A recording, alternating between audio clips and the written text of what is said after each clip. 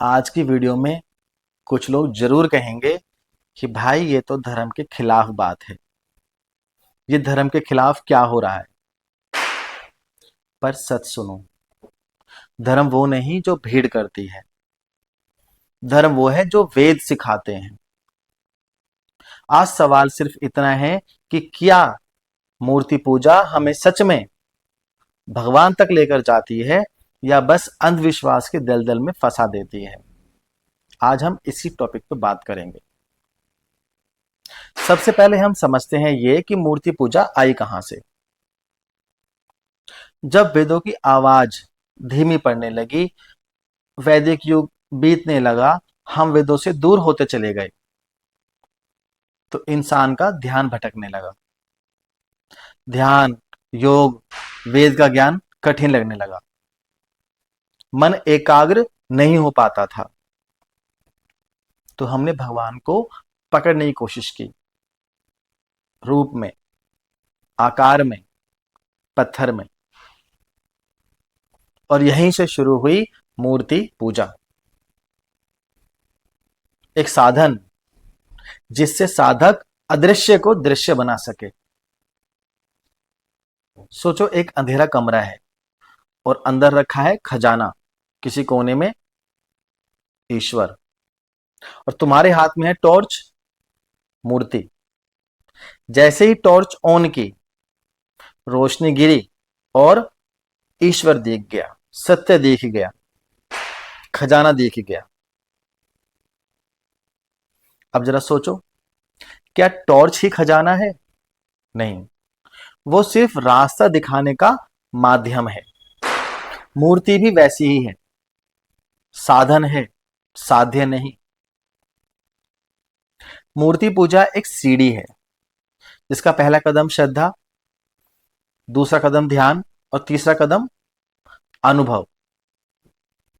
पर अगर आप पहले कदम पर ही बैठ गए तो वही श्रद्धा अंधविश्वास में बदल जाती है। अंधविश्वास क्या है? जब पूजा ज्ञान से खाली हो जाए तो वो सिर्फ रिवाज रह जाती है। जब मूर्ति को ही भगवान मान लिया जाए, जब सोचने की शक्ति छोड़ दी जाए, तो वही पूजा अंधकार की पूजा बन जाती है। मूर्ति पूजा गलत नहीं है, पर ठहर जाना गलत है उसी सीढ़ी पर। अगर आप अंधविश्वास से बचना चाहते हो तो मूर्ति में छिपे ज्ञान, संदेश और प्रेरणा को देखो।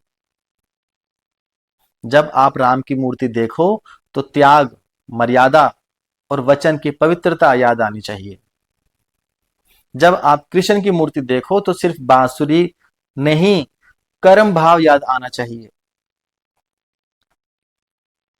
शिव की मूर्ति देखो तो मन मौन में भी भ्रम है और संयम में भी शक्ति है, ऐसी प्रेरणा होनी चाहिए। और माँ दुर्गा की मूर्ति देखो तो शक्ति तुम्हारे अंदर है, ऐसी प्रेरणा हमें मिलनी चाहिए। मूर्ति पूजा तब तक सुंदर है जब तक वो तुम्हें निराकार तक पहुंचने का माध्यम बने तुम्हारे लिए। पर अगर तुम उसी मूर्ति में अटक गए तो वही तुम्हारी भक्ति की सीमा बन जाएगी, तो वहीं बंध जाओगे। वेदों में कहीं नहीं लिखा कि ईश्वर की मूर्ति बनाओ। वेद कहते हैं न तस्य प्रतिमा अस्ति। इस मंत्र पर बड़ी बहस है। कुछ कहते हैं इसका मतलब कि भगवान की कोई मूर्ति नहीं हो सकती। कुछ कहते हैं इसका अर्थ कि उसके सामान कोई और नहीं। अच्छा, इन बातों में फर्क क्या है?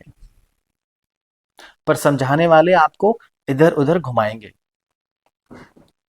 दोनों का सार एक ही है कि उसके जैसा कोई और नहीं, उसके जैसी कोई मूर्ति नहीं। और हमारी बिसात क्या कि हम उसकी कल्पना करके भी उसके रंग रूप का वर्णन कर सकें। अब जरा सोचो, अग्नि, वायु, जल, उषा, ये सब वेदों के देवता हैं। वेदों में इन्हीं की चर्चाएं होती हैं।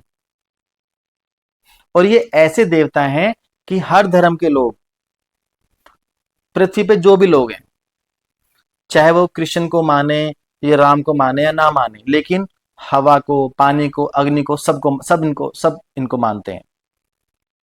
पर क्या उनकी मूर्तियां उनके असली रूप जैसी हैं? क्या अग्नि देवता की मूर्ति उनके जैसी है? क्या जल देवता की मूर्ति उनके जैसी है? नहीं। तो जो सामने है उसकी मूर्ति सही नहीं बनती हमसे, तो जो दिखता ही नहीं उसकी मूर्ति कैसे बनाओगे? आज बहुत से गुरु बाबा वेदों की बातों को तोड़ मरोड़ कर अपने मुनाफे की रोटी सेकते हैं, और बस नाम जप, नाम जप। वे तुम्हें सोचने नहीं देंगे, क्योंकि जब तुम सोचोगे तो तुम उनसे मुक्त हो जाओगे। सच्चा धर्म वही है जो स्वयं अपने अनुभव से जागे। आप मेरी बात को यकीन मत करो, वेदों को खोल के एक बार देख लो कि उसमें क्या लिखा हुआ है। मैं मूर्ति पूजा का विरोध नहीं कर रहा। मैं कह रहा हूं बस इतना कि मूर्ति पे रुक मत जाना, उसे साधन बनाओ, उससे प्रेरणा लो और जल्दी से अगली सीढ़ी पर पहुंच जाओ और फिर अपने अंदर के ईश्वर से मिलो। मूर्ति की पूजा नहीं, मूर्ति के संदेश की पूजा करो। उसके साथ यूं गुड्डे गुड़ियों का खेल करके अपना समय नष्ट ना करो। नश्वर को अपने से दूर, इतना दूर कर दो कि उसके पास तक पहुंचना मुश्किल हो जाए। तो अगर तुम सच में ईश्वर को खोजना चाहते हो तो मूर्ति के सामने, अपने मूर्ति के सहारे अपने मन में झांको, वहीं वह प्रकाश छिपा है। अगर मेरी बात ने आपके मन में कोई प्रश्न जगाया है तो मुझे कमेंट कीजिएगा, मैं उत्तर दूंगा वेद के आधार पर।